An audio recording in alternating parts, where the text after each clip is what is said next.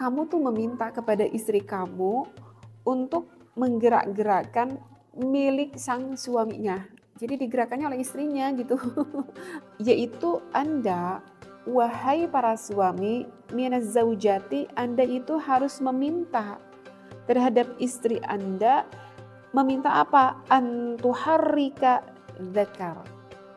Antuharrika dzakari. Jadi kamu tuh meminta kepada istri kamu untuk menggerak-gerakkan milik sang suaminya. Jadi digerakkannya oleh istrinya gitu. Meminta untuk menggerakkan milik sang suaminya.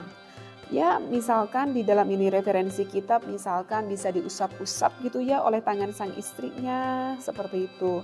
Apalagi di dalam ini kitab dikatakan yang lebih spesifik ke area, maaf sekali ya, memang ini pembahasannya di dalam kitab itu seperti itu ya.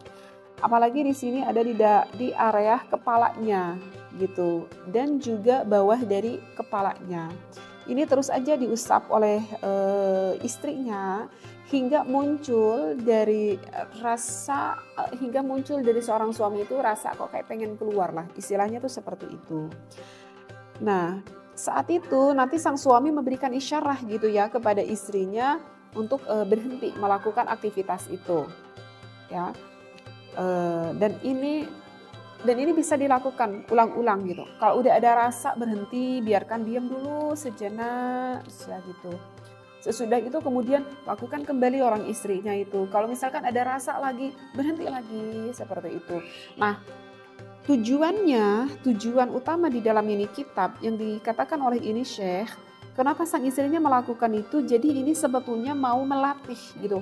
Mau melatih untuk sang suami untuk tahu gitu, jadi bentuk gesekan seperti apa atau di titik apa dia itu akan cepat keluar seperti itu, sehingga sang suami itu nanti bisa bisa mengatur sendiri lah istilahnya, bisa mengatur dan bisa menahan mana saatnya untuk keluar dan mana saatnya yang saat ini tuh belum waktunya keluar. Jadi kayak apa ya, kayak terapi lah gitu. Tetapi ini terapinya itu dibantu oleh sang istrinya. Apakah ini boleh? Sangat boleh sekali, apalagi kalau kita bertujuannya adalah untuk kemaslahatan di dalam rumah tangga. Seperti itu ya. Jadi ini tujuannya sih untuk terapi, bukan bermaksud untuk melakukan ibadah pada saat itu, bukan ya. Nah begitu ya. Ini mohon maaf sekali ya, tetapi ini dalam referensi kitabnya juga emang dikatakannya seperti ini gitu ya. Tetapi kalau misalkan permasalahannya yang lain, kayak kalau misalkan yang sang suaminya itu misalkan yang keluarnya encer, nah itu berbeda lagi terapinya ya. Maksudnya tidak dengan terapi ini tidak gitu ya. Kalau misalkan keluar encer ya itu tentu harus pakai cara yang lain ya. Itu harus diobati lah, intinya tuh seperti itu. Nah, selain dari itu, ada juga nih dari kitab yang lain selain dari kitab Asrarul Jima, kita temui di dalam kitab Tuhfatul Arus. Jadi di dalam kitab Tuhfatul Arus, laki-laki yang ingin mengatasi yang cepat keluar, ini lucu sekali ya. Tapi begitulah ini yang ada di dalam kitab. Di dalam ini kitab, jadi di dalam kitab Tuhfatul Arus ini maaf ya, tapi nggak baca referensinya biar tidak terlalu panjang. Jadi sang istrinya mengurangi untuk berhias diri gitu. Atau mengurangi untuk misalkan berpakaian di depan suaminya yang cukup agak sangat seksi sekali, atau mengurangi sang istrinya mengeluarkan kata-kata atau nada-nada yang sensualitas yang kira-kira mengakibatkan sang suaminya itu mengakibatkan itu cepat keluar.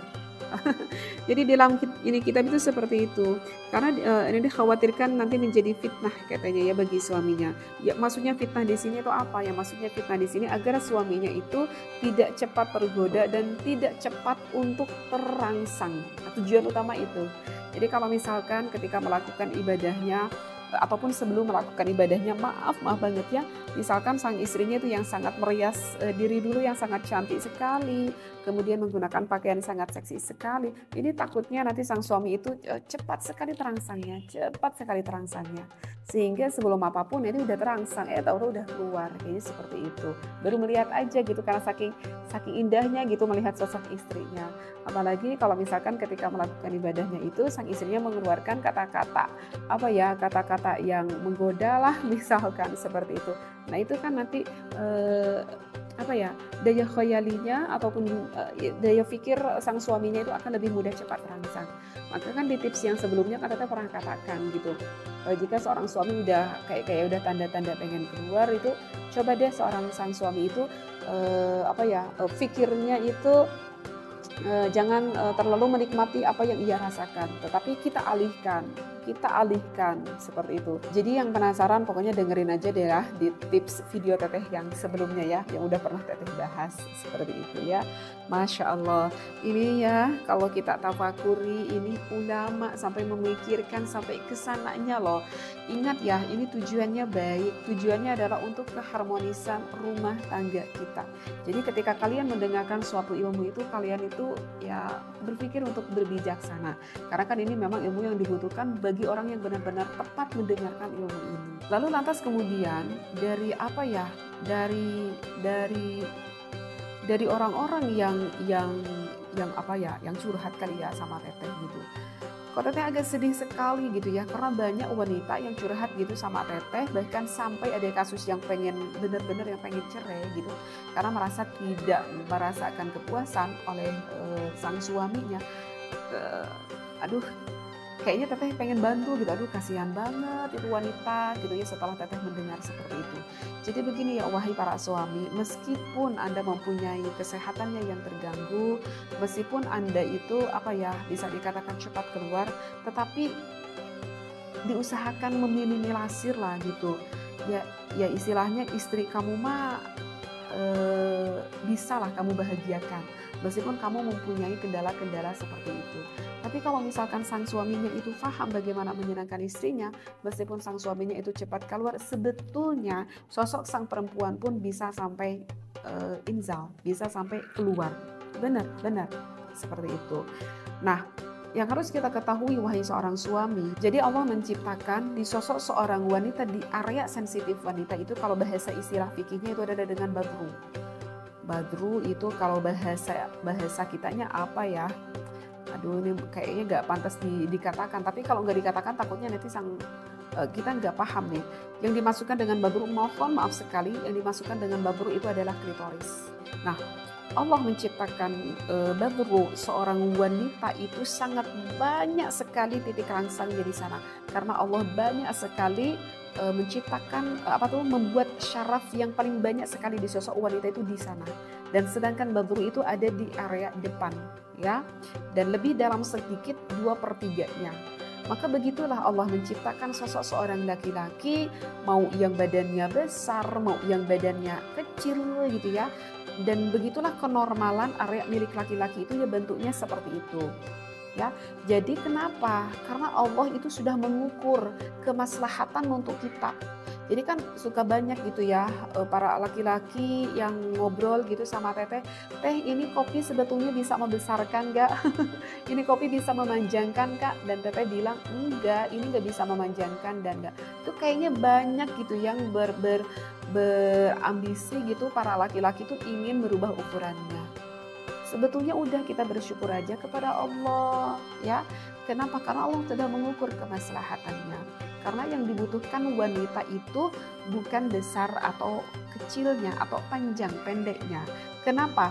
Karena titik rangsang area wanita itu 2/3 lebih depan itu sangat besar sekali, Allah ciptakan sarafnya di sana. Berarti itu otomatis tidak membutuhkan yang panjang-panjang amat gitu. Sedangkan 3/4 lebih dalamnya itu sarafnya lebih sedikit seperti itu ya.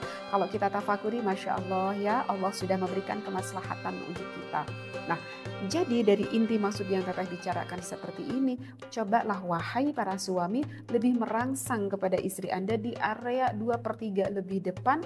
Jika dirangsang oleh sang suami di area itu, bahkan sang istri bisa sampai inzal, bisa sampai keluar, bisa sampai merasakan puncak kenikmatannya.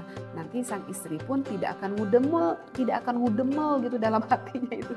Tidak akan merasa kecewa ketika melakukan ibadah dengan suaminya. Meskipun sang suaminya itu mempunyai kendala cepat keluar. Seperti itu.